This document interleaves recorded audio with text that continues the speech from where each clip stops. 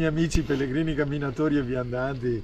Mi trovo con Lorenzo e con Fabio che è la telecamera, ancora una volta ai Monti del Sole. Monti del Sole. Bellissima gita, vero? Dove siamo gita. stati?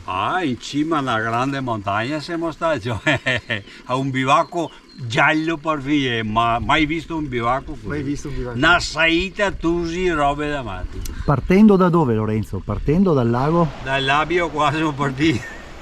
Lago del Mis. Siamo partiti dal lago Dal lago del Mis. e siamo saliti al bivacco Valdo. Valdo e dopo là abbiamo fatto un pranzetto e dopo siamo venuti e dopo siamo qua e non siamo ancora tornati al lago. Quante zecche hai preso oggi?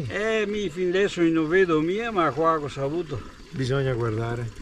Ha detto comunque che domani mattina va dalla guardia medica a dire guardatemi voi perché io non so quante perché zecche la ho. moglie si orba e non mi vedi e allora dico fammi un piacere, guardami, mi cavolo tutto, fai quello che vuoi, guardami e dico ecco, poi la seconda dose del vaccino, sono a posto.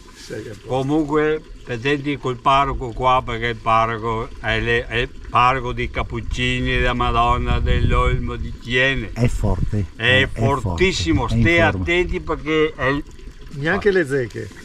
Neanche le zecche noi becca. Le cammina per sola e noi becca. Bene dai amici, è stata una bella escursione, vero Dario? Sì, bella. Sì. Grande escursione, grande. Dai, finché non diventa caldo così giriamo un po' per i Monti del Sole a vedere. Ce l'abbiamo fatta anche oggi, per fortuna, dai, tutto è andato Pensate bene. che Fabio ha fatto la notte, ha lavorato fino alle 6 e poi alle 7 l'abbiamo caricato in macchina, si è sciroppato 1300 è un po' metri triste di però. dislivello. È un po' triste. Non ve lo facciamo vedere.